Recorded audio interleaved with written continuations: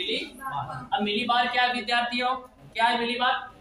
हाँ, वायु दाब को मापने की इकाई है, उपकरण नहीं विद्यार्थियों। क्या है? वायु दाब को मापने की इकाई है। और ये भी अपन जानते हैं कि 1 मिली बार क्या होता है, यानी जो 1 वर्ग सेंटीमीटर पर वायु द्वारा लगाया गया बल क्या कहलाता है? क्या कहलाता है? वायु दाब कहलाता है। और उस वायु दाब का मान कितना होता है विद्यार्थियों? 1 तो मिली। क्लियर हो गई बात? अब इसी बात को अपन आगे बढ़ाते हैं विद्यार्थियों, और ये देखने का प्रयास करते हैं कि इसका मापन है वो किस उपकरण के माध्यम से किया जाता है। यानी ये तो मापने की इकाई आई है, तो इकाई आई है वो तो क्या है अपने पास विद्यार्थियों? मिली बार आई। अब अपन ये समझने का प्रयास करेंगे कि इसको मापने में किस उपकरण का प्रयोग करते हैं। तो देखिए विद्यार्थियों, वायु दाब को मापने में उपकरण का प्रयोग अपन करेंगे विद्यार्थी। वैसे देखते हैं तो बहुत सारे उपकरण हैं जिनकी वजह से वायु दाब को क्या किया जाता है विद्यार्थियों? मापा जाता है। पर गुणवत्ता की दृष्टि से बात की जाए, गुणवत्ता की दृष्टि से अपन जिस उपकरण की बात करें, जिस उपकरण के माध्यम से वायु दाब को मापा जाता है विद्यार्थियों, तो उस उपकरण का नाम क्या है आपका विद्यार्थियों? नीद्रव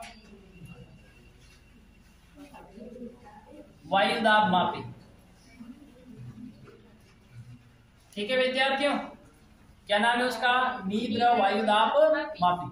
ये उपकरण है, इस उपकरण के माध्यम से वायु दाब का अपन क्या करते हैं विद्यार्थियों?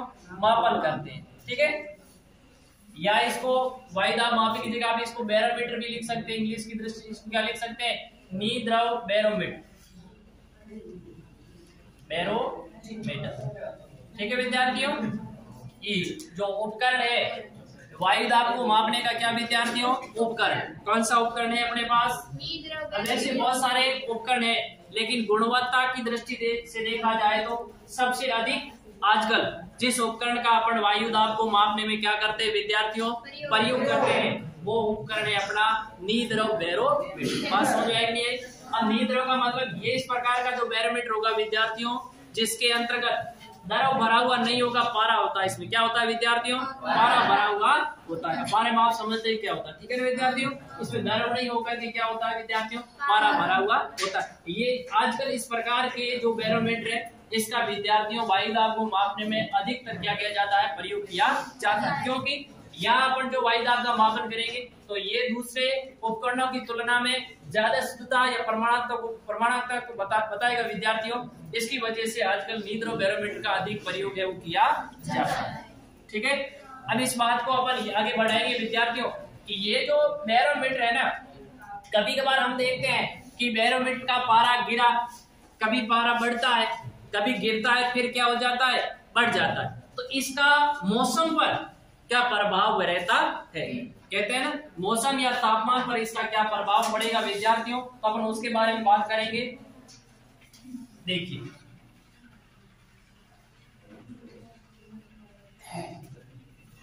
अगली अपन बात करते हैं कि जो ये बैरोमीटर क्या है आप समझते हैं विद्यार्थियों? नीद्रव बैरोमीटर क्या है? वायु दाब को मापने का उपकरण। तो ये जो बैरोमीटर और मौसम के मध्य किस प्रकार का संबंध होता है, यानी बैरोमीटर वर्सेस मौसमी घटनाएं। यानी जब अगर बैरोमीटर के अंदर जो पारा होता है, अपन अभी बड़ा बैरोमीटर नीद्रव बैरोमीटर, इसमें क्या होता है? पारा ही होता है, मरकरी। ये होता नहीं होता विद्यार्थियों? अगर पारा अचानक ऊपर उठ जाए या फिर पारा अचानक क्या हो जाता है विद्यार्थियों? नीचे गिर जाता है, तो मौसमी घटनाओं में क्या क्या परिवर्तन होगा उसके बारे में बात करेंगे। तो देखिए विद्यार्थियों, एक स्थिति की मैं बात करता हूं, जब क्या होता है विद्यार्थियों कि जब जो बैरोमीटर का पारा तेजी से क्या होता है? गिरता है। यानी बैरोमीटर का पारा तेजी से क्या होगा विद्यार्थियों? गिरेगा। तो मौसम के अंदर क्या परिवर्तन होगा? तो देखिए, सबसे पहली बात करते हैं अपन, बैरोमीटर का पारा क्या होता है विद्यार्थियों? गिरेगा। बैरोमीटर का पारा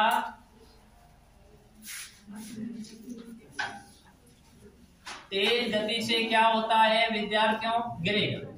जब गिरेगा ना तो इसका मतलब वायु दाब ज्यादा होगा या फिर क्या होगा विद्यार्थियों, कम होगा। जब हम बात करते हैं कि पारा गिरता है तो वायु दाब कैसा होगा विद्यार्थियों, कम होगा। क्या होगा, वायु दाब कम होगा। कम वायु दाब को अपन क्या कहते हैं, इस स्थिति में निम्न वायु दाब होगा विद्यार्थियों। क्या होगा, निम्न वायु दाब होगा। तो पहली बात ये लिखते हैं, यहाँ जब बैरोमीटर के अंदर पारा गिरता है तो वायु दाब क्या होता है विद्यार्थियों, निम्न वायु दाब। जब निम्न वायु दाब है तो इसका मतलब ये हुआ कि जिस क्षेत्र का वायु दाब निम्न होगा ना विद्यार्थियों, उस क्षेत्र पर चारों ओर से हवाएं क्या होगी, आएगी। आएगी नहीं आएगी, अरे आएगी नहीं आएगी, क्यों, क्योंकि दूसरे क्षेत्रों का वायु दाब बढ़ गया है और उस क्षेत्र का वायु दाब क्या विद्यार्थियों, कम है। तो हवाएं हमेशा क्या होती है विद्यार्थियों, उच्च वायु दाब से हमेशा किस प्रकार के वायु दाब की ओर चलती है, निम्न वायु दाब की ओर चलेगी। तब जब निम्न वायु दाब होगा तो मौसमी, अपने का मौसमी घटना से इसका क्या संबंध होगा, तो विद्यार्थियों इसका मौसमी घटना से क्या संबंध होता है कि वहां तूफान भी आ सकता है और चक्रवात जैसी स्थितियां उत्पन्न हो सकती है। बात समझ में आ गई। इससे क्या हुआ कि अगर जो बैरोमीटर होता है उस बैरोमीटर का तेज गति से पारा क्या हो रहा है विद्यार्थियों, गिर रहा है, तो अपन अनुमान लगा सकते हैं, क्या अनुमान लगा सकते हैं कि वहां पर निम्न वायु दाब का क्षेत्र होगा। किस प्रकार का होगा, निम्न वायु दाब का क्षेत्र।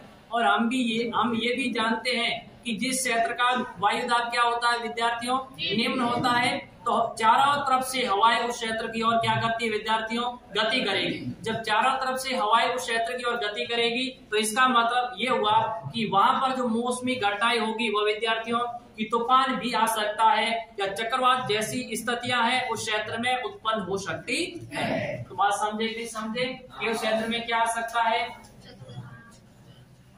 या फिर क्या आ सकता है विद्यार्थियों, तूफान। मौसम शांत होगा क्या, नहीं होगा, उस क्षेत्र में मौसम शांत नहीं होगा। ये बात समझ में आई कि नहीं आई।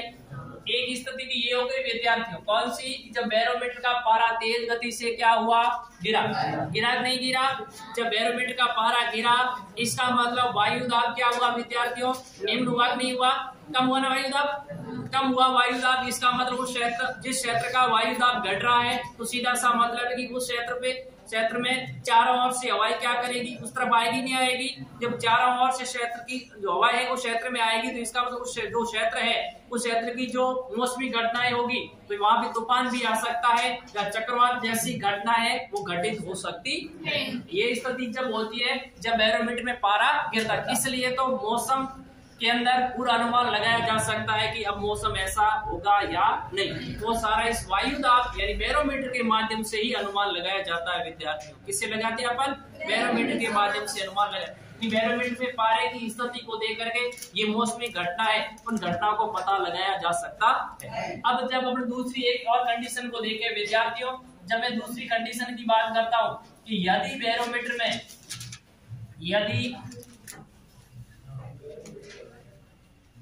बैरोमीटर का पारा पहले क्या हुआ विद्यार्थियों, तेज गति से गिरा। अब अगर उसको अपन क्या करते विद्यार्थियों, तेज गति से बढ़ा देंगे। भाई पहले गिर रहा है तो अब तेज गति से क्या होगा विद्यार्थियों, बढ़ेगा नहीं बढ़ेगा। जब जो तेज गति से बढ़ता है तो क्या होगा विद्यार्थियों, देखिए इसकी उल्टी स्थितियां तो होगी। और क्या होगा कि यदि बैरोमीटर का पारा तेज गति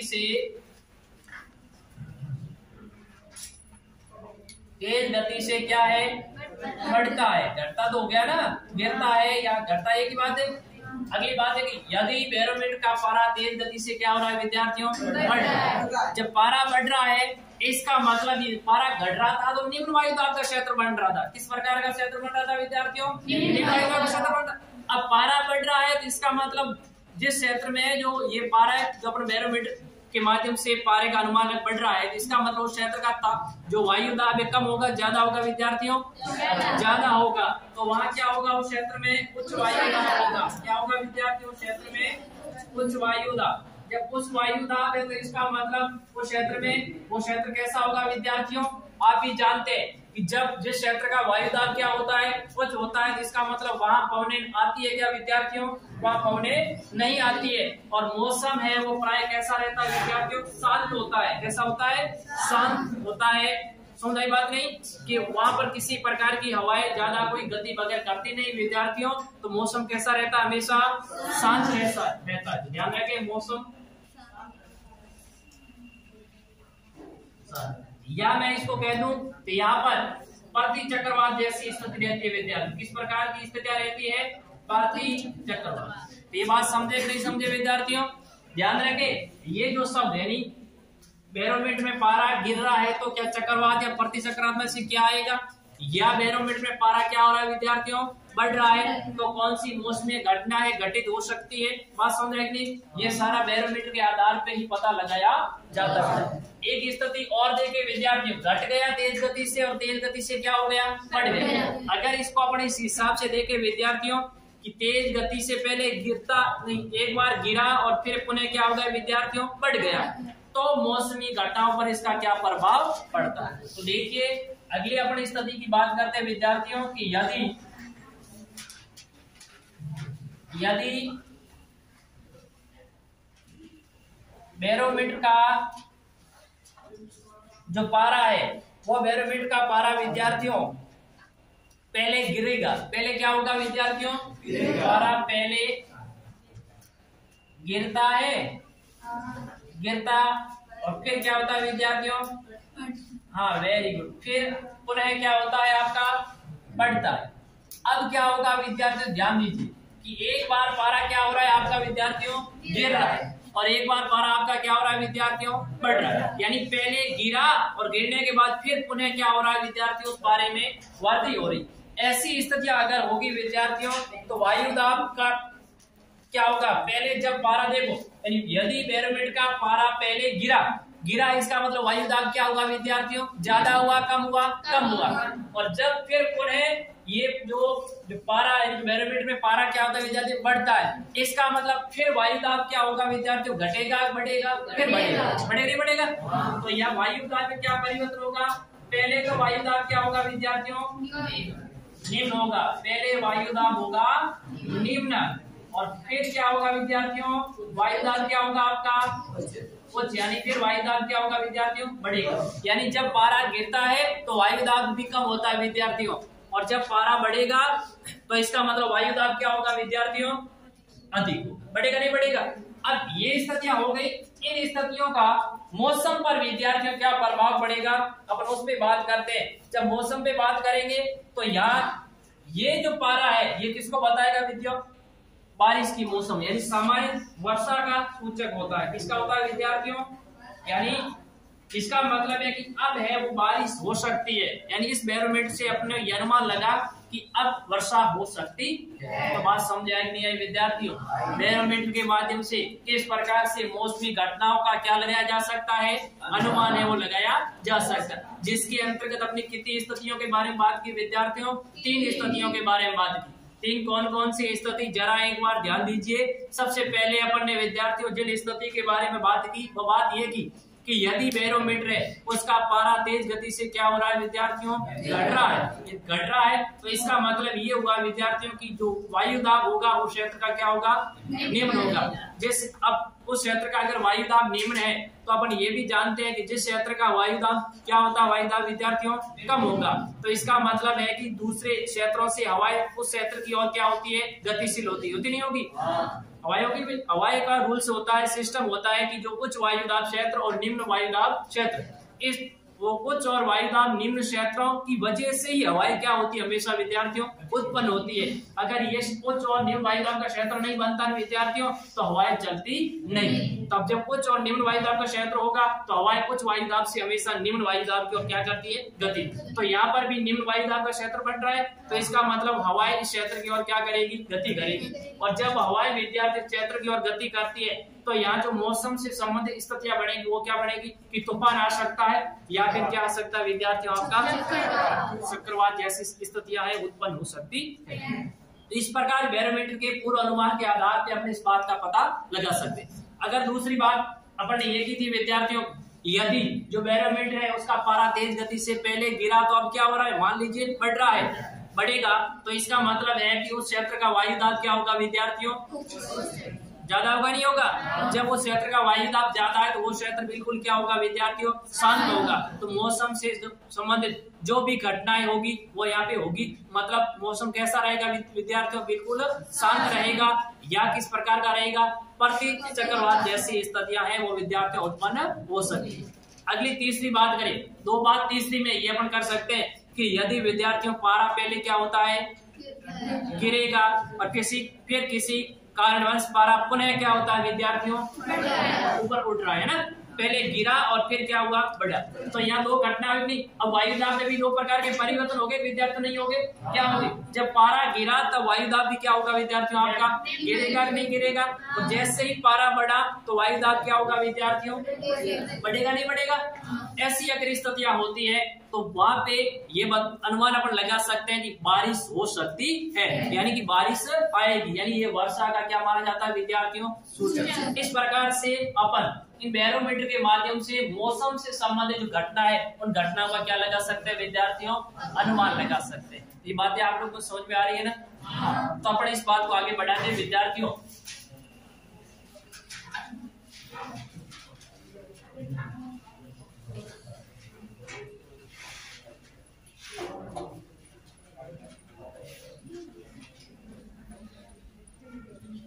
जब विद्यार्थियों अपन इस बात को आगे बढ़ाते और अगली बात करते हैं कि इस प्रकार से अपन ने क्या क्या पढ़ लिया कि वायुदाब की परिभाषा पढ़ ली, पढ़ी नहीं पढ़ी? उसके बाद वायुदाब का मापन कैसे करते हैं, ये दो बात क्लियर हो गई। अगली बात अपन ये समझने का प्रयास करेंगे विद्यार्थियों कि जो वायुदाब है, इस वायुदाब को ऐसे कौन कौन से फैक्टर या घटक है वो इसको क्या करते हैं विद्यार्थियों? प्रभावित करते हैं। यानी वायुदाब को प्रभावित करने वाले घटक या फैक्टर कौन कौन से, उसके बारे में चर्चा करेंगे। तो देखिए विद्यार्थियों, सबसे पहले बात करते हैं कि वायुदाब को प्रभावित करने वाले कारक। अभी अपन ने चर्चा की थी कि मूलतः मुख्य रूप से वायुदाब को प्रभावित करने वाले जो कारक है वो एक तापमान है विद्यार्थियों।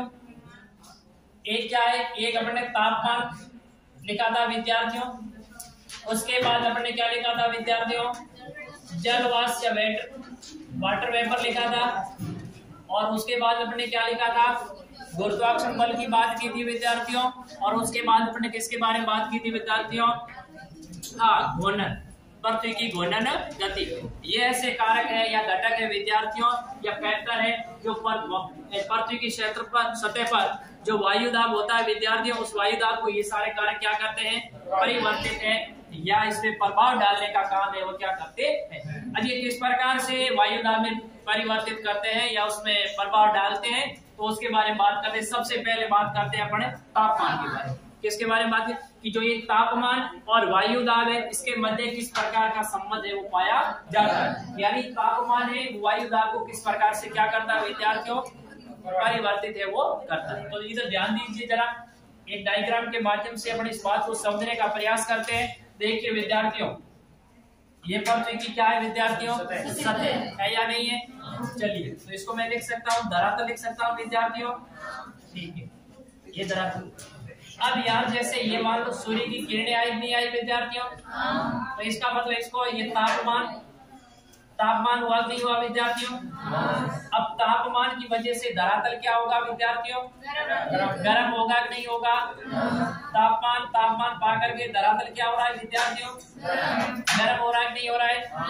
जब देखिए विद्यार्थी स्टेप वाइज समझने का प्रयास कीजिए। नंबर एक स्टेप की बात करूं तो ये जो पृथ्वी का धरातल है, धरातल पर सूर्य की किरणें आ रही नहीं आ रही विद्यार्थियों? इसके सूर्य की किरणें आने से पृथ्वी के धरातल का तापमान बढ़ेगा घटेगा विद्यार्थियों? बढ़ेगा नहीं बढ़ेगा?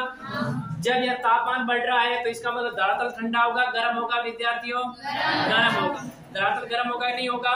तो इसका मतलब धरातल पे वायु होती है नहीं होती है विद्यार्थियों? वायु होती नहीं होती है, तो इसका मतलब वायु भी विद्यार्थियों क्या होगी आपकी? गर्म होगी। वायु भी क्या होगी? गर्म। यानी सूर्य का जो तापमान पृथ्वी की सतह पे गिरा तो पृथ्वी की सतह क्या हुई विद्यार्थियों? गर्म। जब पृथ्वी की सतह गर्म हुई तो सतह पे क्या थी विद्यार्थियों? वायु थी। वायु भी क्या हुई? गर्म हुई। जब अपन भी जानते हैं विद्यार्थियों वायु गर्म होगी तो वायु का जो संगठन है, वायु का क्या है विद्यार्थियों? जो संगठन है वो कैसा होगा? मजबूत होगा कमजोर होगा? बताइए विद्यार्थियों। जब वायु गर्म होती है तो उसका जो संगठन है वो मजबूत होगा क्या कमजोर होगा? कमजोर होगा। Very good. क्यों?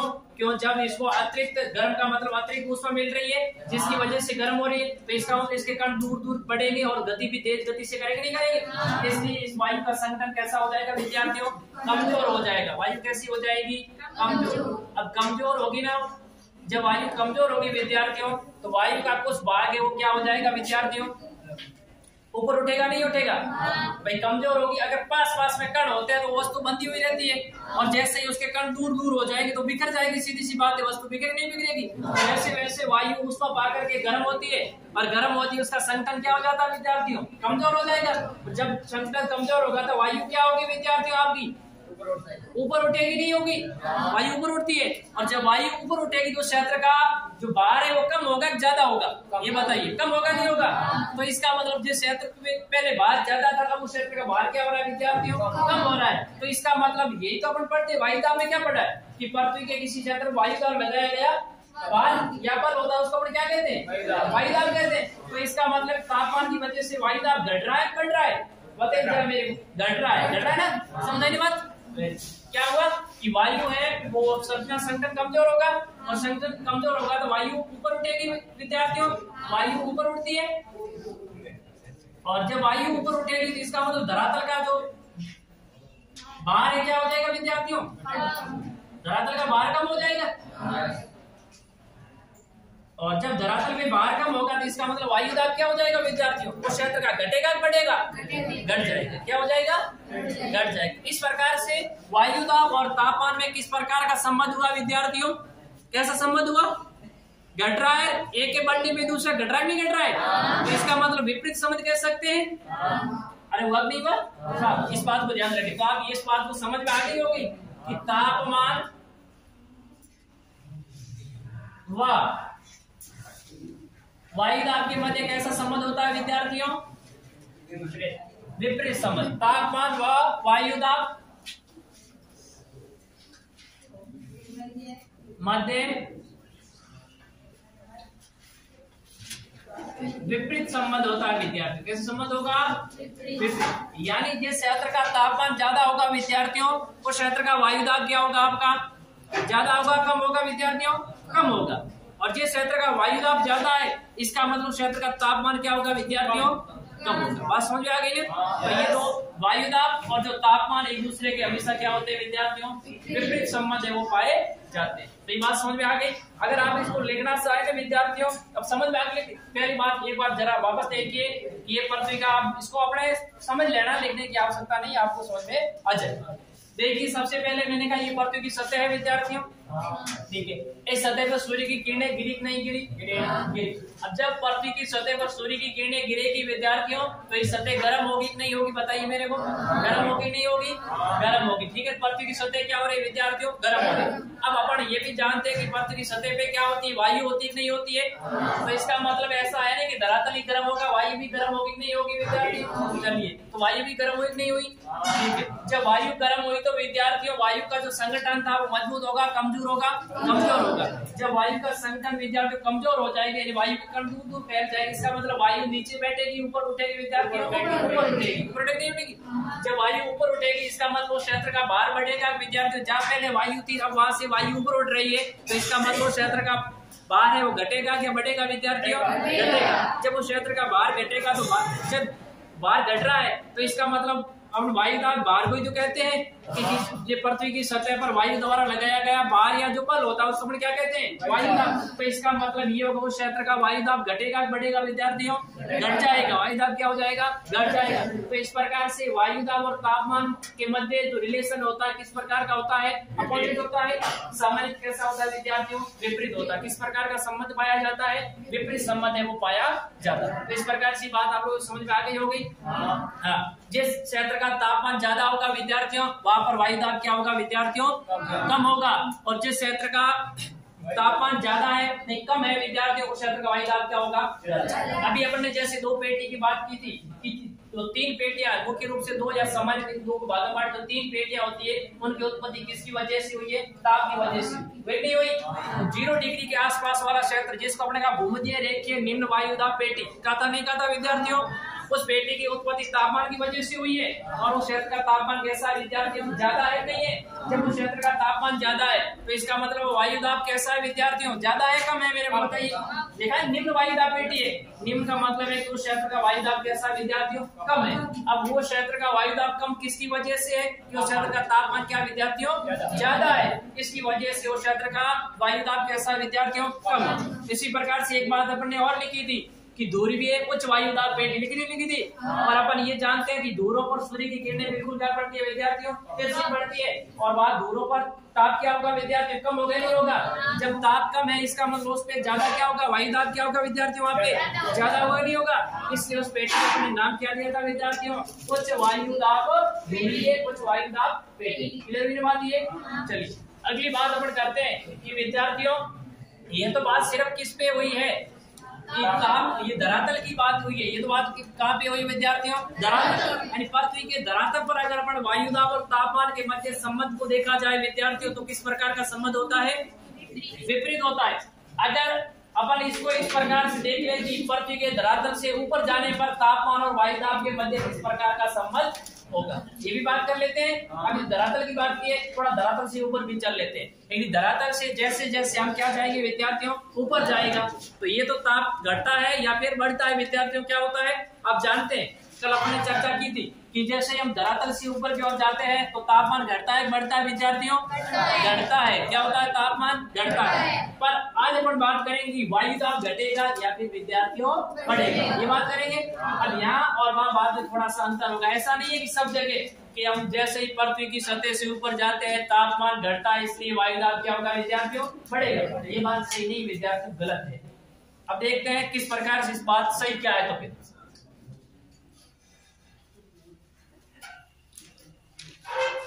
देखिए विद्यार्थियों, जैसे ही हम पृथ्वी की सतह से क्या जाएंगे, ऊपर जाते हैं, तो तापमान तो क्या होता है विद्यार्थियों, घटेगा। और यहाँ पे ये समझने का प्रयास करेंगे कि पृथ्वी की सतह से ऊपर जाने पर या वायुमंडल में जाने पर ताप और वायु दाब के मध्य किस प्रकार का संबंध होता है। यानी सीधा संबंध होगा, विपरीत संबंध होगा, या फिर किसी प्रकार का कोई संबंध नहीं होता है। ये बात समझे। तो देखिए विद्यार्थियों, अपन बात करते हैं कि वायुमंडल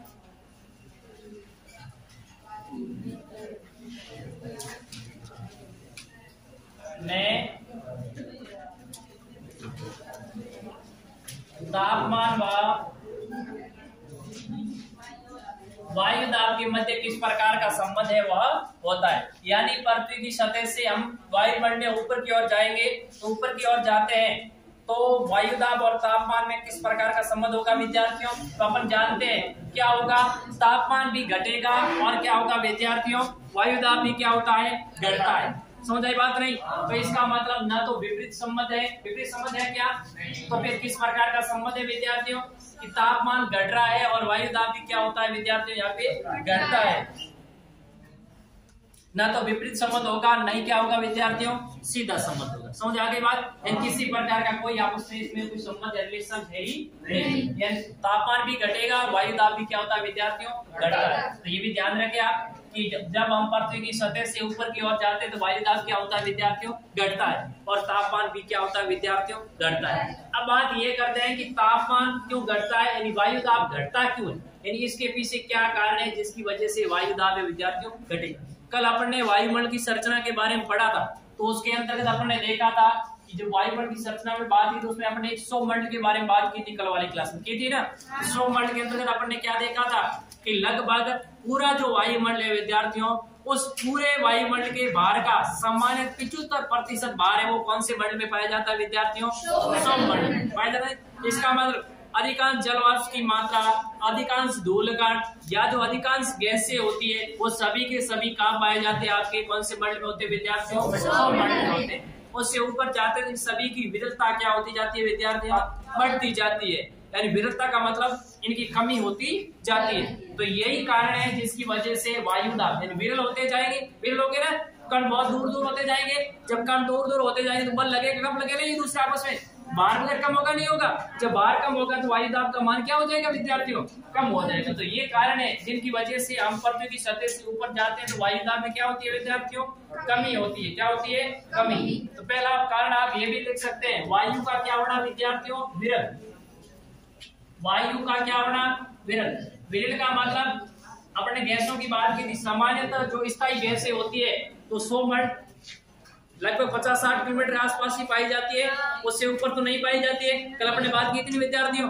तो यहाँ जैसे जैसे हम ऊंचाई की ओर जाते हैं तो वायु कैसी होती जाती है विद्यार्थियों, विरल होगी। जब वायु विरल होगी तो उसका भार लगेगा विद्यार्थियों, क्या लगेगा, कम लगेगा। तो इसका मतलब वायु दाब क्या होगा विद्यार्थियों, कम होगा। बात समझे नहीं समझे।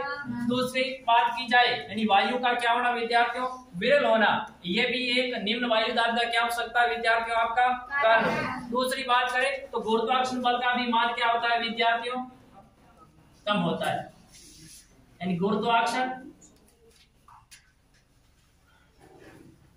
बल का मान भी क्या होगा विद्यार्थियों, कम। घटेगा नहीं घटेगा, यानी पृथ्वी के पास गुरुत्वाकर्षण बल का मान ज्यादा होगा विद्यार्थियों। हम जैसे जैसे पृथ्वी की सतह से दूर जाते वैसे वैसे गुरुत्वाकर्षण बल के मान में क्या आती जाती है विद्यार्थियों, कमी। तो इसका दूसरा कारण गुरुत्वाकर्षण बल है वो भी क्या होगा विद्यार्थियों, आपका कम होता जाएगा। और जिसकी वजह से क्या होगी विद्यार्थियों, कि वायु दाब है वो क्या हो जाएगा, घट जाएगा। अगली बात अपन करें विद्यार्थियों तो स्थायी गैसें होती है जो, हाँ स्थायी गैसों की मात्रा में क्या होगी विद्यार्थियों, कमी होगी। क्या होगी, स्थायी गैसों की मात्रा में क्या होगी, कमी। ये भी एक निम्न वायु दाब का क्या हो सकता है विद्यार्थियों, कारण होगा। यानी निम्न ऊपर की ओर जाने पर निम्न वायु दाब क्यों होता है, स्थायी गैसों की मात्रा में भी कमी होती है। वायु का क्या होना विद्यार्थियों, विरल होना, और गुरुत्वाकर्षण बल का क्या होना, मान विद्यार्थियों कम होना। ये ऐसे कारक है जिसकी वजह से हम पृथ्वी की सतह से ऊपर की ओर जाते हैं तो वायु दाब क्या होता जाता है विद्यार्थियों, कम होना जाता है। अगली बात देखें विद्यार्थियों तो वायु दाब जो जैसे जैसे हम पृथ्वी की सतह से ऊपर जाते हैं तो वायु दाब क्या होता है विद्यार्थियों, वायु दाब यानी मैं बात कर रहा हूँ पृथ्वी की सतह से ऊपर जाएगी। समझ आई बात, ये पृथ्वी की सतह की बातें नहीं विद्यार्थियों, ये अपन पृथ्वी की सतह से ऊपर की ओर जा रहे हैं, है ना। जब पृथ्वी की सतह पे थे तब तो अपने बात कर ली थी, और ऊपर की ओर जा रहे हैं तो इसका मतलब है कि जो वायु दाब है वो पहले क्या होगा, तेज गति से घटती हुई दर से क्या है, घटती हुई दर से क्या होगा विद्यार्थियों, यानी तेज गति से पहले बढ़ती हुई दर से घटता है ना। वायु दाब पृथ्वी की सतह से ऊपर जाने पर वायु दाब मतलब तेज गति से बढ़ती हुई दर से क्या होता है, घटेगा। तेज गति से घटेगा, जैसे जैसे ऊपर जाएंगे वैसे वैसे तीव्र गति से क्या होता है वायु दाब विद्यार्थियों, घटेगा। तो जब वायु दाब तेज या बढ़ती हुई, तेज की जगह आप ये शब्द बोल सकते हैं, बढ़ती हुई दर से क्या होता है, बढ़ती हुई दर से घटता है। पर क्या विद्यार्थियों, एक सीमा के बाद में इसका मान क्या हो जाता है, शून्य हो जाता है। ठीक है, यानी पहले जैसे जैसे हम पृथ्वी की सतह से ऊपर की ओर जाएंगे विद्यार्थियों तो वायु दाब है वो क्या होता है आपका, बढ़ती हुई दर से क्या होगा विद्यार्थियों, घटेगा। बढ़ती हुई दर से बढ़ेगा नहीं विद्यार्थियों, बढ़ती हुई दर से क्या होगा, घटेगा। ठीक है, फिर एक सीमा के बाद इसका मान कितना हो जाता है, वायु दाब का मान विद्यार्थियों शून्य हो जाएगा। एक निश्चित सीमा के बाद में इसका दाब कितना हो जाता है विद्यार्थियों, तो ध्यान रखिए एक सीमा के बाद इसका वायु दाब का तो मान कितना हो जाएगा विद्यार्थियों, शून्य हो जाएगा। कितना हो जाएगा, शून्य। तो आप बात को समझ गए अच्छी तरह से कि हम जैसे ही पृथ्वी की सतह से ऊपर जाते हैं तो वायु दाब विद्यार्थियों घटता है। क्या होता है, वायु दाब घटता है। अब घटता क्यों है, ये सभी कारण है घटने के विषय, स्थायी गैसों की मात्रा में कमी होना, वायु का विरल होना, गुरुत्वाकर्षण बल का मान क्या होना, कम होना। पहले तो जो वायु दाब है जैसे ऊपर की ओर जाएगी बहुत तेज गति बढ़ती हुई दर से क्या होगा, घटेगा, और एक सीमा के बाद उसका मान कितना हो जाएगा विद्यार्थियों, शून्य हो जाएगा। कितना हो जाएगा, शून्य। तो ये सभी अपने बातें की तापमान से संबंधित विद्यार्थियों, तापमान और वायु के मध्य किस प्रकार का संबंध होता है उसके बारे में। ठीक है, पृथ्वी की सतह पर तो तापमान और वायु दाब के मध्य संबंध कैसा है विद्यार्थियों, विपरीत समय संबंध, यानी पृथ्वी की सतह पर जिस क्षेत्र का तापमान ज्यादा विद्यार्थियों वहाँ वायु दाब क्या होगा विद्यार्थियों, कम होगा, और जिस पृथ्वी की सतह पर जहाँ तापमान कम है तो वहाँ पर वायु दाब क्या होगा विद्यार्थियों, ज्यादा। पर जैसे हम पृथ्वी की सतह से ऊपर की ओर जाते हैं तो तापमान भी घटता है विद्यार्थियों, और क्या होता है, वायु दाब भी घटता है। अब घटता क्यों है वायु दाब, ये सारे कारक है वायु दाब के घटने के पीछे जिम्मेदार। क्लियर हो गई बात? तो ये बात अपने किसी संबंधित की विद्यार्थियों, तापमान और वायु दाब, जो तापमान होता है वो वायु दाब पर क्या प्रभाव डालता है। क्लियर हुई बात? इसी बात को आगे बढ़ाते विद्यार्थियों, और अगली बात करते हैं अपन, जो जल वाष्प होता है विद्यार्थियों, वो जल वाष्प है वो वायु दाब को किस प्रकार से प्रभावित करेगा। देखिए, जब विद्यार्थियों पर जल वाष्प की बात करते हैं तो उसमें क्या देखेंगे। देखिए, आप जानते हैं विद्यार्थियों जल वाष्प क्या होता है विद्यार्थियों, जो जल है उस जल का गैसीय रूप, जो जल वायुमंडल में किस रूप में पाया जाता है विद्यार्थियों, गैस के रूप में पाया जाता है, उसको अपन क्या कहते हैं विद्यार्थियों, जल वाष्प कहते हैं। क्या कहते हैं, या फिर इसको अपन कहते हैं वाटर वेपर। ये पढ़ा था। और ये जल वाष्प की जब अपन बात करते हैं विद्यार्थियों तो अपन देखते हैं कि ध्रुवीय क्षेत्र होते हैं, वहां पे जल वाष्प की मात्रा क्या होती है विद्यार्थियों, कम होती है, लगभग 0.02% के आसपास। और जो विशुद्ध रेखा के आसपास वाले क्षेत्र होते हैं विद्यार्थियों, वहां पे जल वाष्प की मात्रा क्या होती है विद्यार्थियों, अधिक। ठीक है, लगभग 4% के आसपास। क्लियर हुई बात विद्यार्थियों? अभी इस बात अपन ये देखेंगे कि जल वाष्प और वायु दाब के मध्य क्या संबंध विद्यार्थियों पाया जाता है। अब अपन जानते हैं कि जल वाष्प की मात्रा अगर वायुमंडल में क्या होगी विद्यार्थियों, ज्यादा है तो वायु दाब घटेगा बढ़ेगा। अपने कल्पना कीजिए विद्यार्थियों कि अगर जो जल वाष्प है वो वायुमंडल में ज्यादा मात्रा में है तो वहां पे उस क्षेत्र का वायु दाब ज्यादा होगा कम होगा विद्यार्थी, ज्यादा होगा। कैसा होगा, ज्यादा, जो कि विद्यार्थियों गलत है, जो कि क्या है बच्चों, गलत है। क्यों गलत है, क्योंकि अभी अपन ने पढ़ा कि वायु दाब और तापमान में कैसा संबंध है विद्यार्थियों, पृथ्वी की सतह पे विपरीत संबंध है। तो ये जल वाष्प है, इसका मतलब ये ठंडा थोड़ा ही नहीं विद्यार्थियों, ये तो गर्म है। यहाँ पे गर्म है नहीं है, जब ये गर्म है तो पृथ्वी की सतह की वायु को ये क्या कर लेगा विद्यार्थियों, गर्म करेगा नहीं करेगा, गर्म करेगा। जिसका मतलब बहुत वायु क्या होगी विद्यार्थी, ऊपर उठेगी, सीधी सी बात है। फिर वो क्षेत्र जब वायु ऊपर उठेगी वो क्षेत्र क्या हो जाएगा विद्यार्थी, खाली होगा कि नहीं होगा, खाली होगा तो दाब कम लगेगा ज्यादा लगेगा विद्यार्थी, कम लगेगा नहीं लगेगा। जब दाब कम लगेगा तो इसका मतलब क्या होगा, वायु दाब ज्यादा है कम है विद्यार्थियों, कम है। तो ये इस बात को आप ध्यान रखें विद्यार्थियों कि जल वाष्प है वो ठंडा नहीं है विद्यार्थियों। ये कैसा है जल वाष्प विद्यार्थियों, गर्म होता है। कैसा होता है जल वाष्प, गर्म होता है। और जिसकी वजह से जो वायु दाब पर प्रभाव पड़ेगा विद्यार्थियों, वह क्या पड़ेगा, वायु दाब घट जाएगा उस क्षेत्र का, उस क्षेत्र का वायु दाब क्या हो जाएगा विद्यार्थियों, घट जाएगा। तो अपन इसको ऐसे समझने का प्रयास करेंगे विद्यार्थियों कि ये आपका कोई धरातलीय सतह है विद्यार्थियों, आवाज नहीं कर प्लीज। ये कोई क्या है विद्यार्थियों, धरातलीय सतह है, ठीक है। अब इस पे क्या भरा हुआ है विद्यार्थियों, जल भरा हुआ है। क्या भरा हुआ है, ये जल भरा हुआ है विद्यार्थियों, ठीक है ना, ये है जल विद्यार्थियों। अब सूर्य की किरणों से जल क्या होगा विद्यार्थियों, गर्म होगा नहीं होगा, गर्म होकर के जल गैस के रूप में कन्वर्ट बदलेगा नहीं बदलेगा। तो ये जल आपका मान लो विद्यार्थियों गैसीय रूप, जल का कौन सा रूप विद्यार्थियों, अब अपन जानते हैं ना कि जल का गैसीय रूप क्या कहलाता है विद्यार्थियों, जल वाष्प कहलाता है। क्या कहलाता है, जल वाष्प। अब ये जो जल का गैसीय रूप जल वाष्प, और ये भी अपन देखते हैं ये कैसा होता है विद्यार्थियों, गर्म प्रकृति का होता है। किस प्रकार का होता है, और वायुमंडल में जरूरी नहीं है कि सब जल वाष्प की मात्रा और भी होगी, वायु वगैरह होगी, वायु ठंडी भी हो सकती है।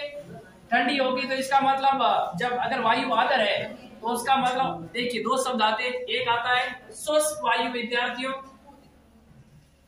और एक आती है आपकी आर्द्र वायु। कैसी वायु विद्यार्थियों, एक शुष्क वायु होती है और एक ऐसी होती है विद्यार्थियों आर्द्र। अब आप ये मेरे को बताइए विद्यार्थियों, भार ज्यादा किस वायु का होगा, शुष्क वायु का होगा या आर्द्र वायु का होगा विद्यार्थियों, कौन सी वायु का होगा, आर्द्र वायु का कह रहे हैं आप, जो कि विद्यार्थियों एक गलत बात है। जो कैसी बात है, गलत बात है। हाँ, जो ज्यादा भार होता है विद्यार्थियों वो किस कौन सी वायु का होता है, आर्द्र वायु का भार कम इसलिए होता है ये जो आर्द्र वायु है वो विद्यार्थियों जल वाष्प से क्या करेगी, क्रिया करेगी। जब जल वाष्प से क्रिया करेगी तो इसका मतलब इसका भार क्या होगा, ये गर्म है तो इसका मतलब ये भी पिघल जाएगा ना, तो इसका मतलब इसका भार क्या हो जाएगा।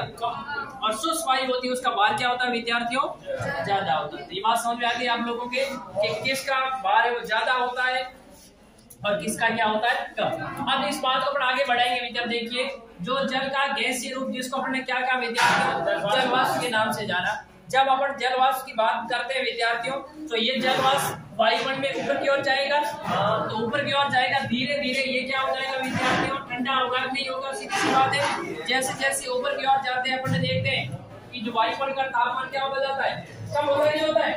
अब जब तापमान कम होता जाएगा तो इसका मतलब ये जो जल वाष्प था वो भी धीरे धीरे क्या हो जाएगा, ठंडा हो जाएगा। तो जल जब ठंडा होकर के बूंदों के रूप में जमेगा, इसका मतलब वो उसको अपन क्या कहते हैं, आर्द्रता कहेंगे। यानी जब जल वाष्प है वो ठंडा होकर किस रूप में जम गया विद्यार्थियों, बूंदों के रूप में, इसका मतलब उसको अपन क्या कहते हैं, आर्द्रता। क्या कहेंगे, आर्द्रता कहेंगे। अब वही बूंदे छोटी छोटी मिलकर के एक बड़ी बूंद का निर्माण करेगी विद्यार्थियों, और वही बड़ी बड़ी बूंदे मिलकर के इसका निर्माण कर लेगी, बादल का निर्माण करेगी, इसका निर्माण करेगी, बादल का निर्माण करेगी। बादल बारिश हो जाएगी, फिर वापस क्या हो जाएगी विद्यार्थियों, बारिश हो जाएगी। और बारिश होगी तो जल धरातल पर आ जाएगा, और जब धरातल पर आएगा जल विद्यार्थियों तो नदियों के माध्यम से जल कहाँ चला जाएगा, समुद्रों में चला जाएगा। और जब जल समुद्रों में जाएगा तो फिर वापस तापमान पा करके क्या होगा उसका विद्यार्थियों, बात समझ आएगी। इस प्रकार से जल वाष्प और वायु दाब के मध्य कैसा संबंध है विद्यार्थियों, विपरीत संबंध। विपरीत बात नहीं हुआ, जब अगर जिस क्षेत्र का जल वाष्प ज्यादा है तो वहाँ वायु दाब क्या होगा विद्यार्थियों, कम होगा। बात समझे नहीं समझे।